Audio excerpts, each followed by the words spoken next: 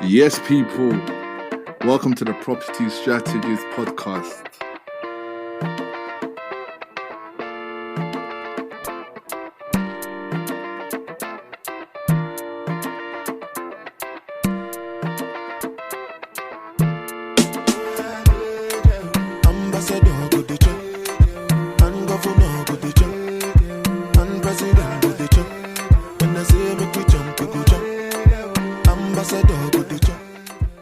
Hello, people, and welcome back to the Property Strategist podcast. You get me? We're here with, I'm here, Akin. I'm here with my bros. Yo, it's Kenny here, back in London. Come on, and that cooks. How you guys doing? How you guys feeling? Yeah, I'm feeling a bit tired. Okay, woke me up this morning.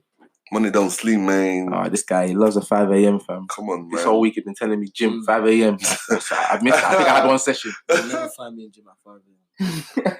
What are you lot saying this weekend? Well, certain people are going to the Bank carnival. holiday, innit?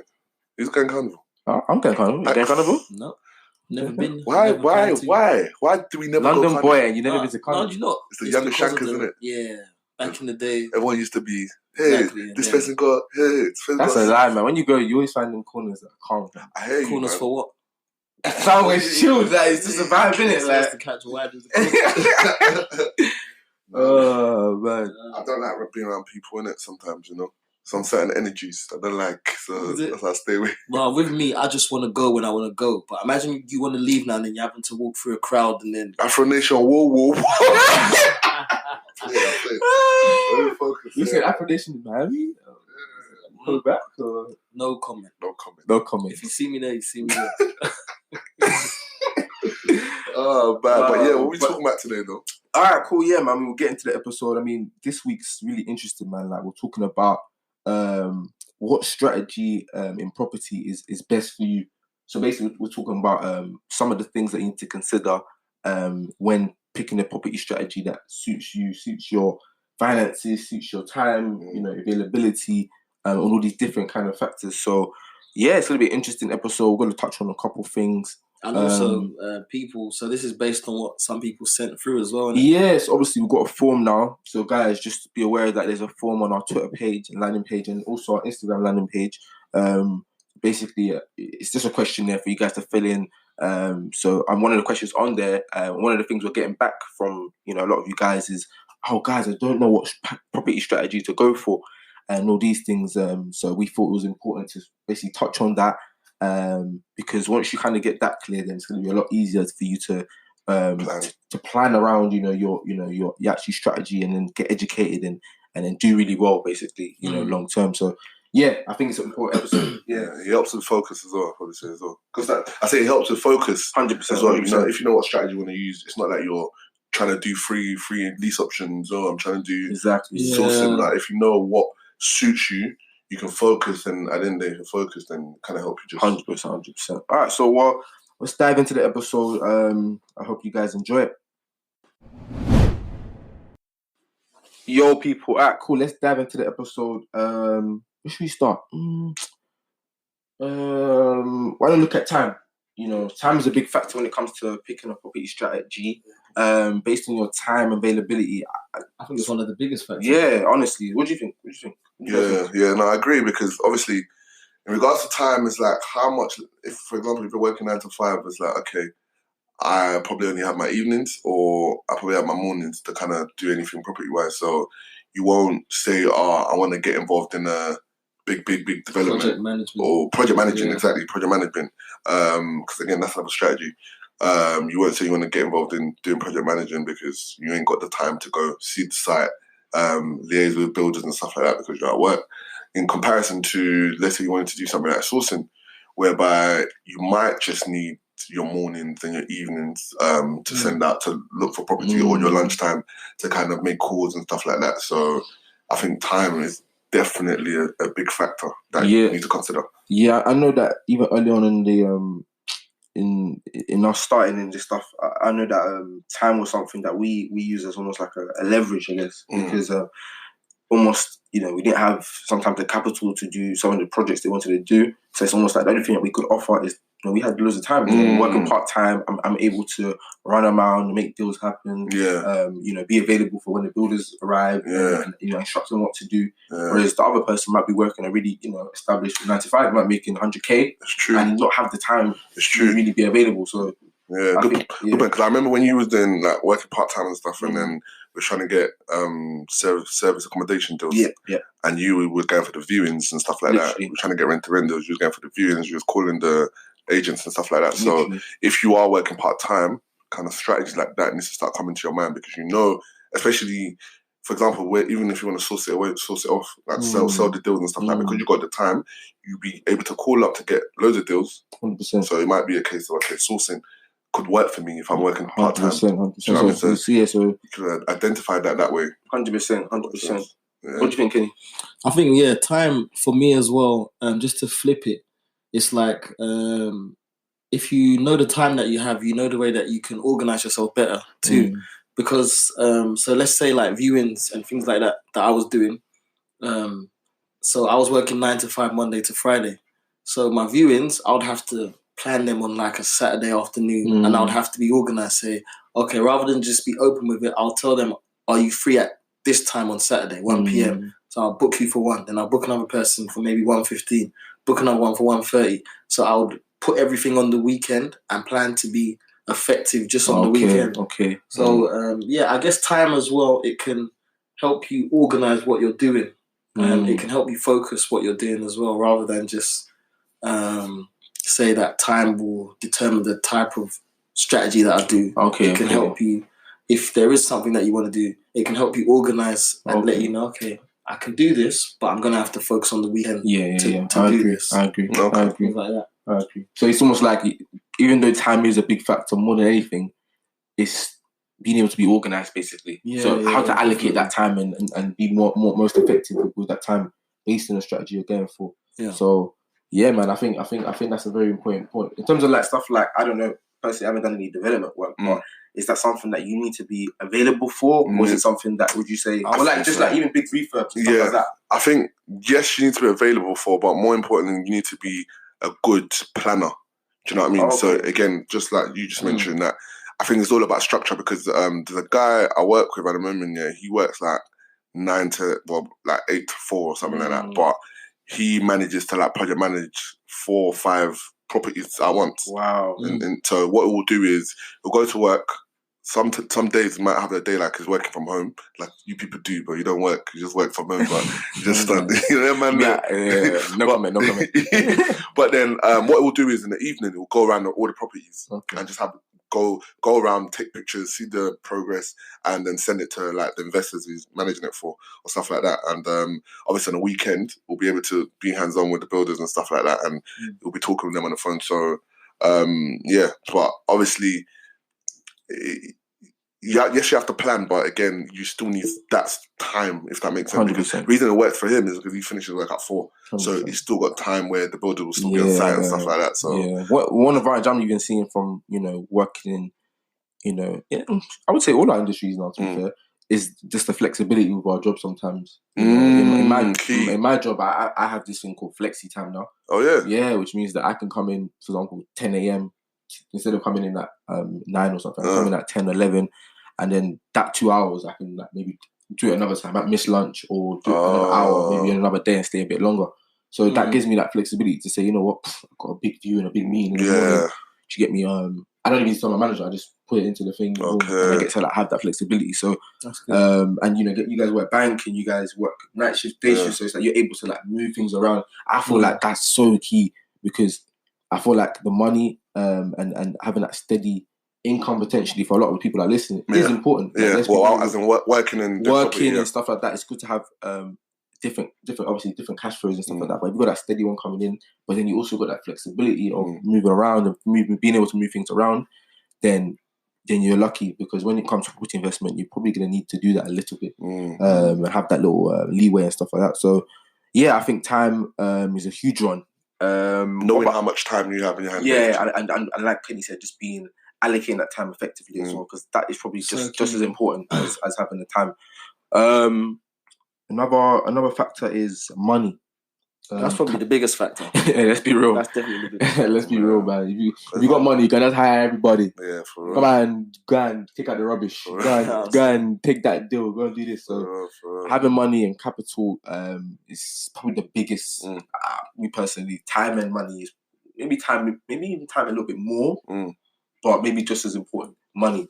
I think like one of the questions from the questionnaire too. You asked.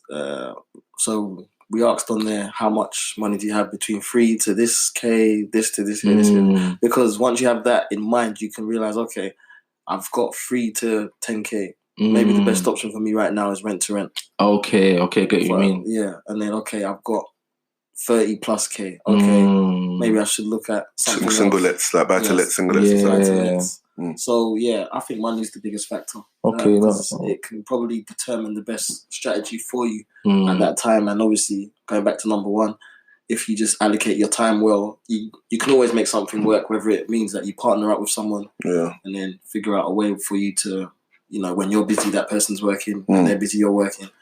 And I hear that, because if you're someone that you're listening now and you're thinking, I've got about 3K, 4K in my account, 3 to 10K, for instance, something like rent to rent will probably be a best option to go for. We started with how much? Yeah, it was probably 3. 3, yeah. So it's like service accommodation, rent to rent, because you can get involved with little money. So that's probably what the best one I'll probably say go for first. To be fair. Yeah. I think definitely.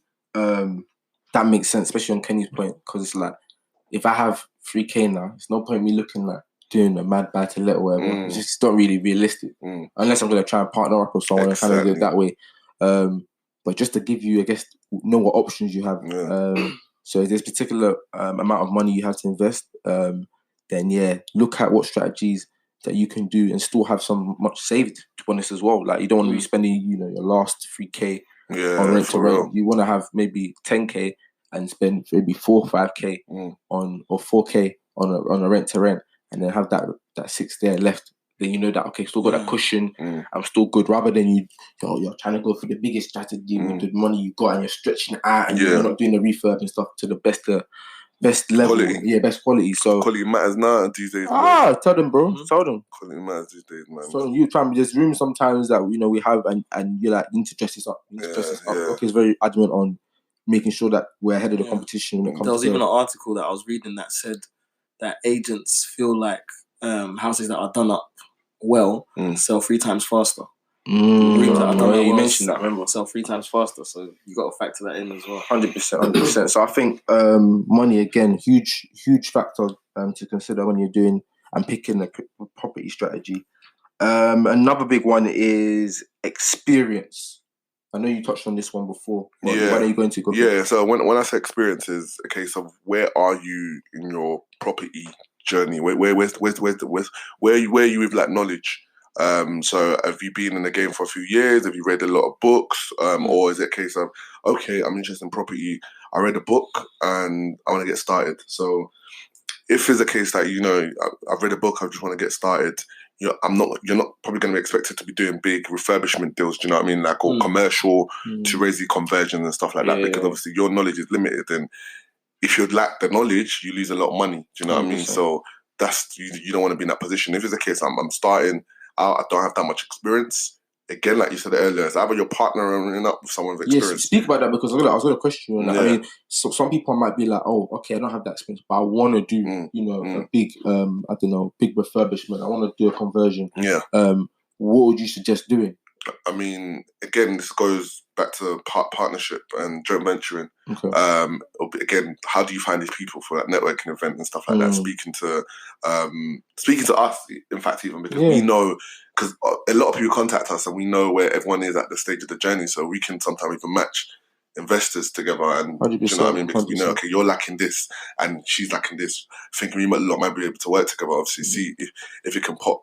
But like I said, I think it's again depending on where you are and how much knowledge you've got. If you don't have that much knowledge, get the knowledge by reading. There was this one time that I had a meeting with some guy. So he was big in the game when it came to developments. So like flipping maybe, I a 5-bedroom house, gutting it out, and then making it into like serviced accommodation. Okay. So he had done several projects with millionaires on that, like people that owned hundreds of places. Like he was working alongside them, but he was trying to get into rent to rent. So I didn't know much about what he was doing, and he didn't know much about what I was doing. So we met up to share some ideas and just discuss. So experience, like, even though, so I had experience doing what I was doing. He obviously had his. So yeah, that's quite a big factor as well, because if you want to get into something, okay, what are you actually good at? What do you know about already? What have you read about? I think for me, I was with Goke, and then we read that book Rent to Rent by Taiwo Orishayomi. That's it. And after that, that's all I needed to just let me start myself. So that's all it took. Whereas he's been to so many networking events, so many this, so many that. There's this person, and he's obviously built his people, and he's doing big things. But he wants to get into a different field, but he hasn't got the experience. So it's like you need to know what you know, and then figure out what's best for you to go for. 100. That's a good shout, man. I think that's a big shout. I think experience, leveraging it from other people that are in the game and already doing the deals, maybe even just shadowing them for a particular amount of time. I know with Rent to Rent, even with you guys, I saw some of your projects. I got a feel for it. I saw your rooms. I saw the contract. I saw everything. I thought, I can do this. I've got enough experience to do it, and then I just jumped into it once I read the books and got knowledge and had the capital to invest. So I felt like just in general, just get around. There's a fine line, or there's a balance between what I want to, what strategy do I actually find interesting versus what experience I have, and sort of matching it up and filling that gap by. There's always a balance. Get around people. Do you know what I mean? And again, ask us questions. We may be able to link you up with the right people.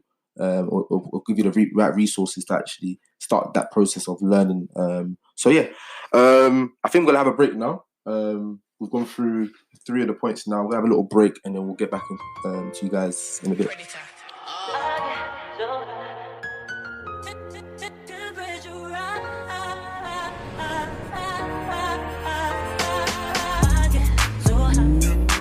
Girl, you're a groupie, no need to lie. Get so high till you feel to fly. She's so shy till the night. I was last year and I'm still the guy. Throw some sauce pon them. So high time to walk pon them. You do set trends. Talk too much, get sticky for your friends, and I hit it to your ends. I don't dance, I ain't moving my feet. Welcome back, guys. So the next point we're talking about, so obviously in the podcast today, we're talking about how to identify the right strategy for you. We spoke about you looking at time, money, and what was the third one we looked at? Experience. And then the next one would be where you are in your current cycle. I think what we kind of mean about that is it's not necessarily an age thing, but in kind of like it's like a timeline of your mental investment strategy, if that makes sense. Yeah. So, I mean, I think this whole idea of like wealth creation, we talk about this idea of us having a cycle. So you have obviously different stages in your cycle. I know even the Urban Finance, I was listening to him on the Half Cast podcast like the other day, and he was speaking about this. But essentially, it's this idea of like having different stages of wealth creation. So the first part being like wealth generation, second part being like wealth accumulation, and the last bit being wealth preservation. So it's like depending on where you are in your cycle, you might want to be doing a particular strategy that kind of suits that particular where you are on that stage. Obviously, right now we're probably in the early stages, or in the earlier stage, which is wealth generation and accumulation, where we're kind of we're doing a lot more strategies that are based on like cash flow and getting our revenue high and stuff like this that can allow us to then start buying more regularly and stuff like that. So depending on where you are in your cycle would probably relate to what kind of strategy you go for. Do you reckon that everyone our age or in our age group are probably wealth creation? I mean, if we're obviously in our 20s, so yeah, I would assume. But again, it's not really to do with an age thing, because someone might inherit, 5 mil. Someone might inherit 5 mil. So he doesn't have to really necessarily, and he might have, 5 100K coming in every month, he might not have to necessarily focus on that. Do you know what I mean? We can go to the last stage.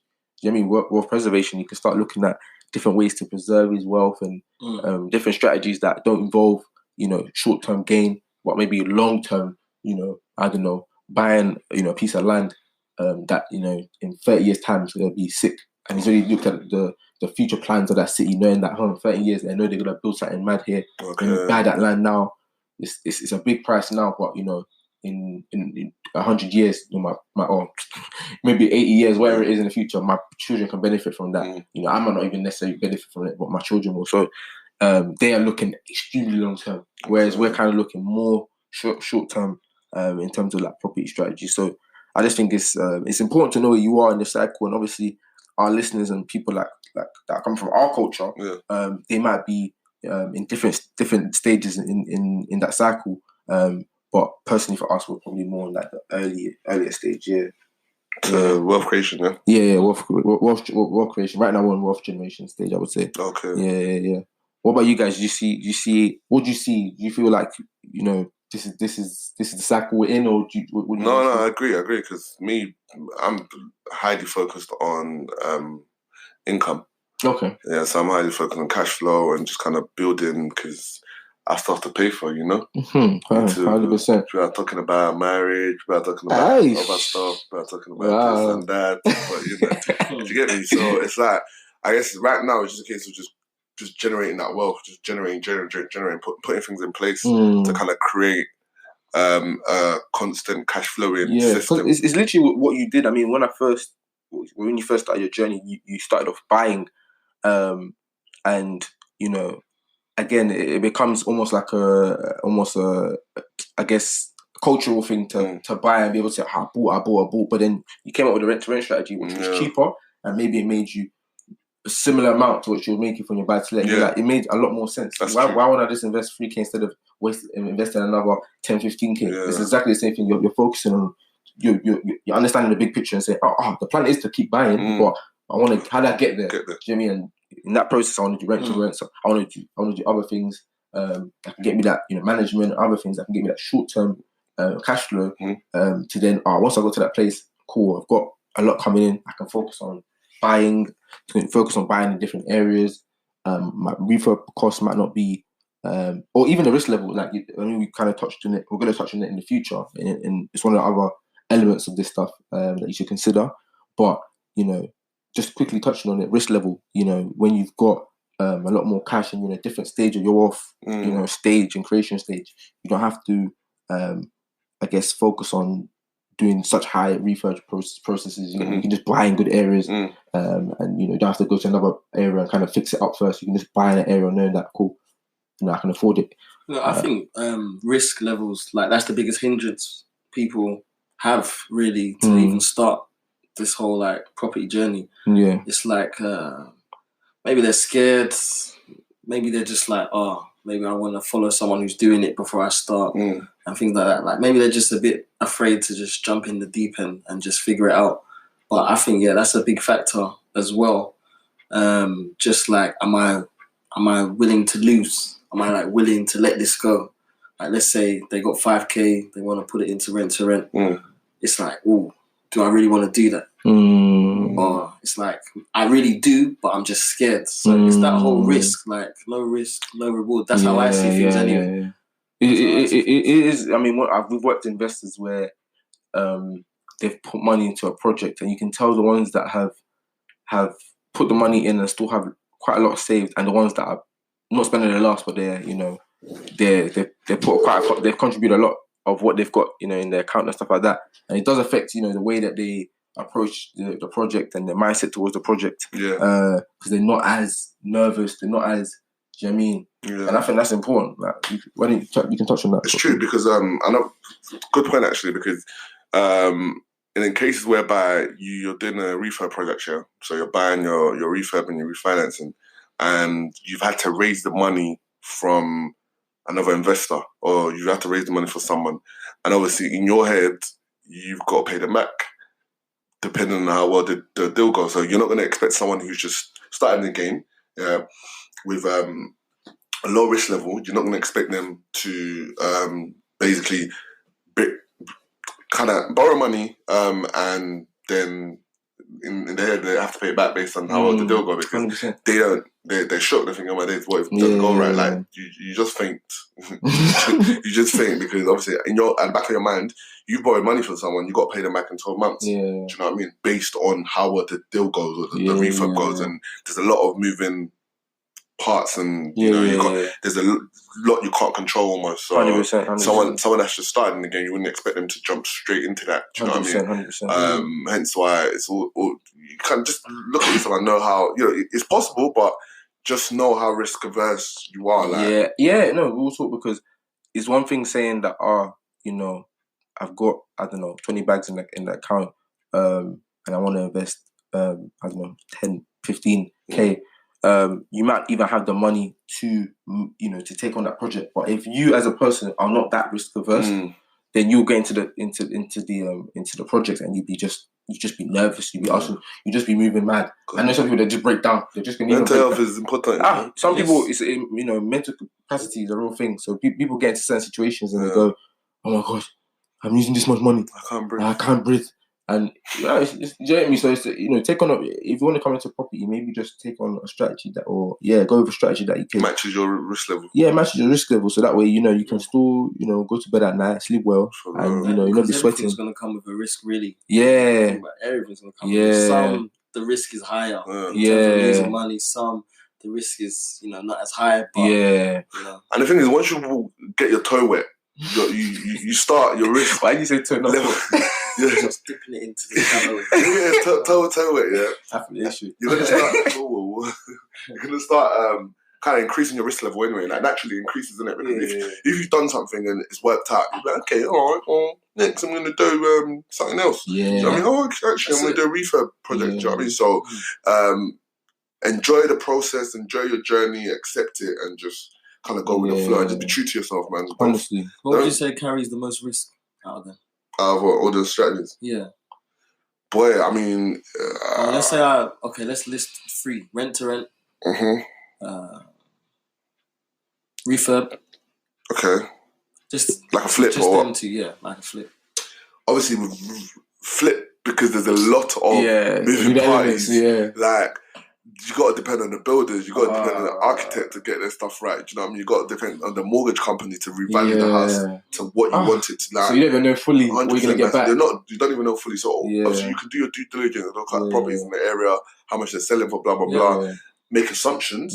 But again... even one thing, when we speak to investors now, I think it's so important to speak to them and let them know, what the process looks like, and how realistic things can be and stuff like that, because that even prepares them. Manage expectations. Yeah, manage expectations, because if not, you can be saying to the investor, from this flip, we're going to take up this, you're going to eat this, and then these times it's half of that. Right. But if you manage it and say it could be this to that, then he can even come into the project with a little bit more reassurance and better mindset. But yeah, man, in property, it's all risky, man. It's all... you can manage the risk, and you can do your best to sort of put things in place, but it's good to come into mindset. Look, okay, cool. This is who I am. This is who I am. This is what it is. I'm gonna go for it, and this is my even exit strategy. So worst case, I can come out of it. But then obviously there's so much reward to this stuff. So again, obviously, there's no risk, no real reward. So that's why we do this thing. But yeah, I think we touched on risk level. Yeah, what we touched on. Where you are in your cycle, risk level, time, money, experience. Another one is skill set, which I think is so important. Can you touch on it? Yeah, sure. So like skill set, as in regards to, for example, actually, let me jump in here. Basically, me, for example, Oh, I know you're going to talk about that. I had service accommodation. Like, for you to be a service accommodation manager, you need to be very hospitable, innit?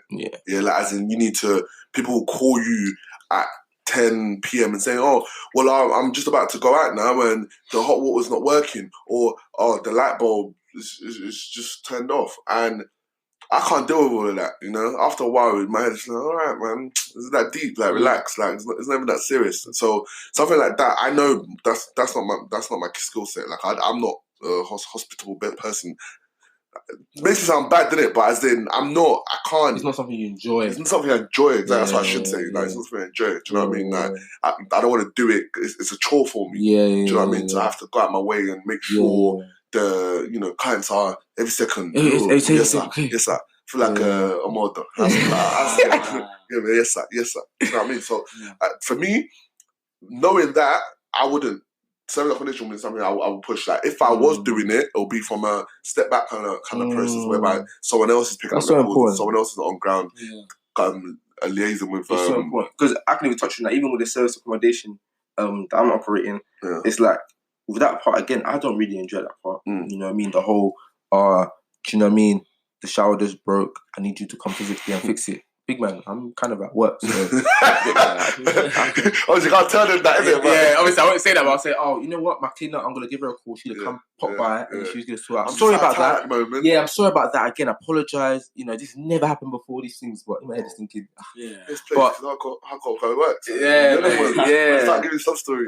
But do you know what it is? In my head, I'm thinking cry. I mean that anyway. We'll get to that. We'll get into that episode another time.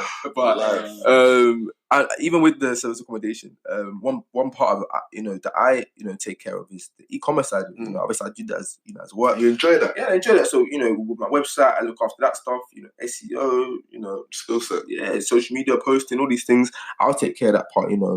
Think about how to get people in, operating on Airbnb. You just focusing on the part that I know I can do good in. The things that I can't do good, we have the same cleaner and service accommodation operator. And she's amazing, fam. She does laundry. So I said, Jamila, yeah, man. But obviously, for example, now another skill set, for example, that I enjoy is liaising with tenants.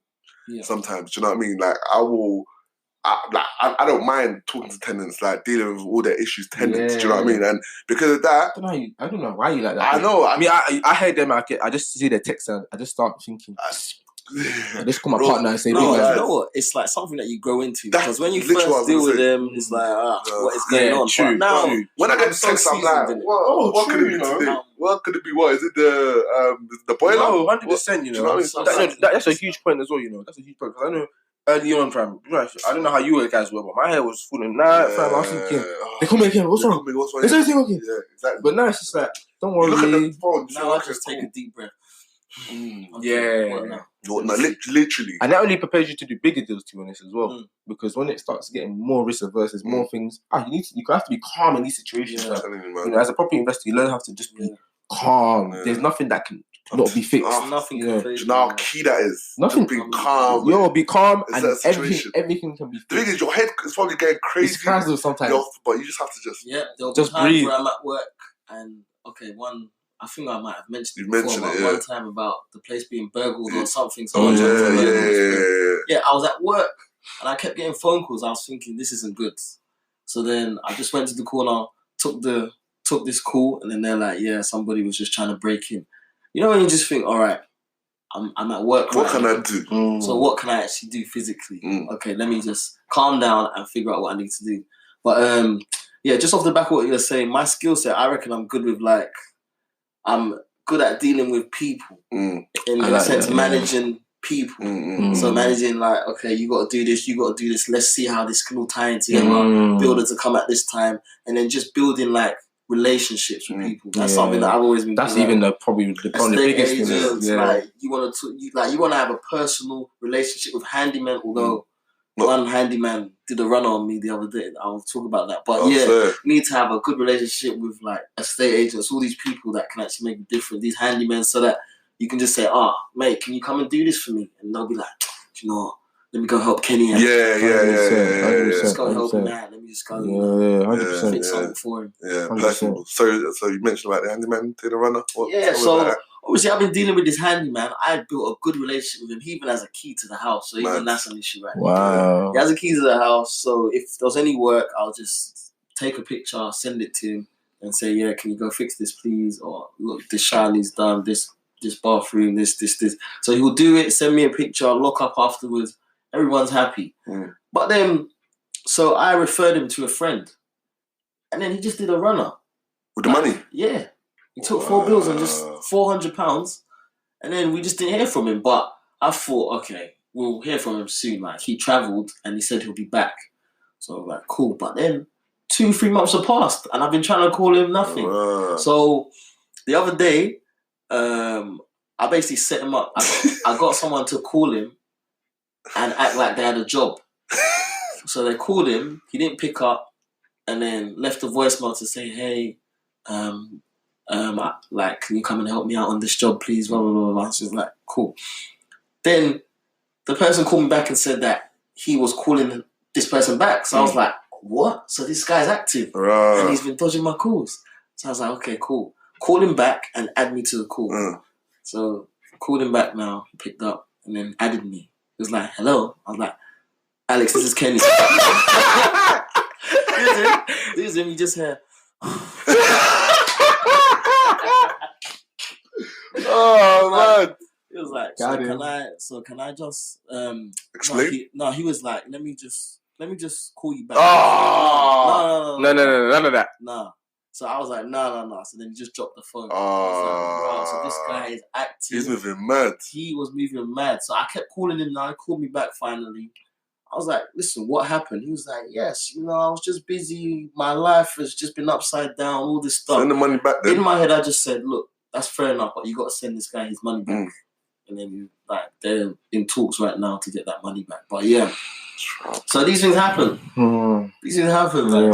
It's the biggest sigh I've ever heard. When life hits you, boy. Yeah, but man. Yeah, man. Do we have any other points? Skill set. I mean, again, with the skill set thing, there's some people that I just in general, I see them talking about other particular strategies they want to get involved in. I'm like, okay, I hear you. You want to do these, big this and big that, but from knowing you, you're really pretty good at, I don't know, even stuff like interior design, hospitality, again, linking back to the service accommodation.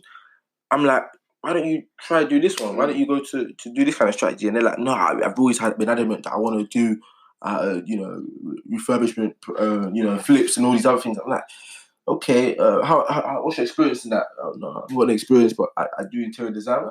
Okay. Do you get me? So it's like, he's almost trying to match these people up and, not push them to certain strategies, but just say, be aware of, what you're good at and what you're not good at, because... Team up with someone who's good at what you're not good at. Yeah. Because team up makes the dream work. Yeah, man. 100%. So, yeah, I think that was the end of that little section. I think we're going to have some quick fire around and give you some tips again on how to kind of get started and pick the right strategy. So, yeah, we'll be back soon.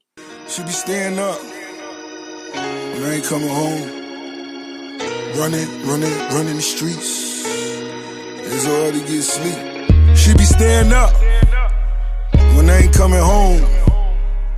Running the streets. Running the streets. She be staying up. I ain't coming home. Running the streets. It's hard to get sleep.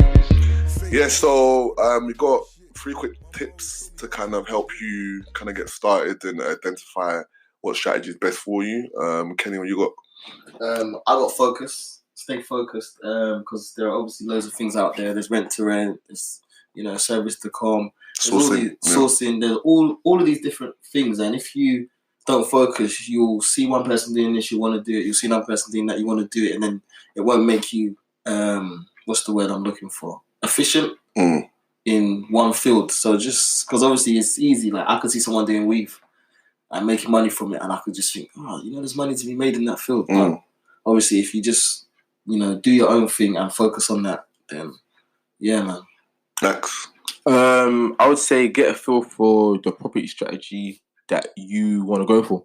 So if you decide that I want to go for example, rent to rent or whatever it is, getting a feel for it by reading books, looking at YouTube videos, talking to people that already have rent to rent.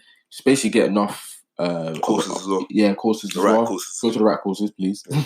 But yeah, just getting a feel for the strategy so that in terms of again time and all these other things, how it would look in your life and how you would be able to manage that process. So yeah, just getting a feel for the strategy really.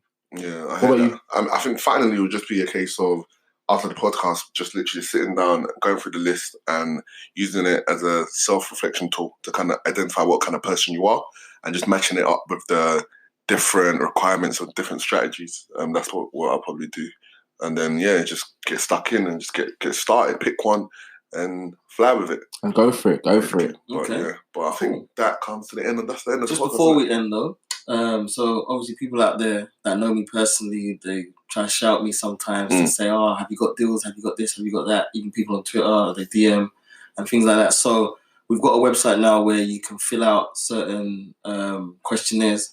And if you fill it out, when we do get these deals, based on what you fill out, we'll know where to send them, who to actually send them to, the type of deals to send. So everyone, if you're out there, please do this questionnaire, and it will help us and it will help you as well. Yeah. And just give us feedback as well. If there's things that you want to almost hear on the podcast as well, you can probably DM.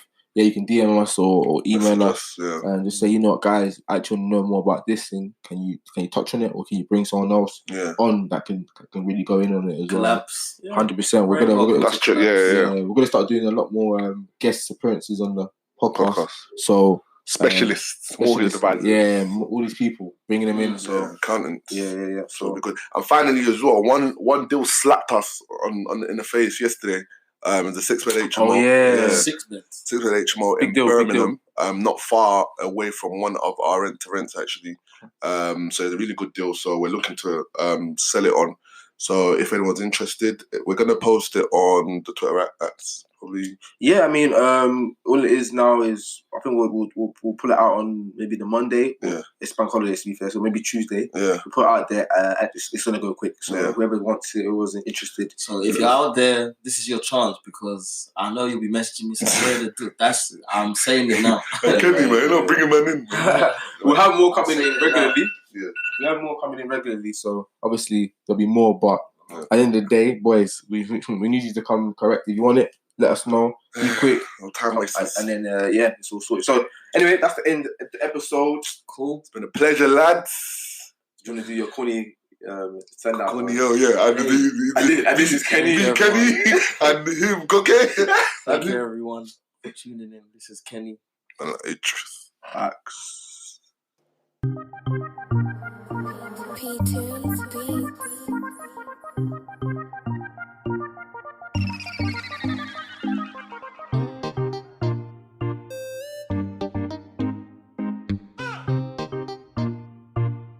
P-Tunes Beats. Yo, people, it's your boy Axe. Hope you enjoyed the episode. Follow us on Twitter, Property Strap, or on Instagram, property_strategist. We thank you again for listening, and we look forward to sharing more of our property journey with you guys. From me, Gox, and Kenny, stay blessed, stay invested.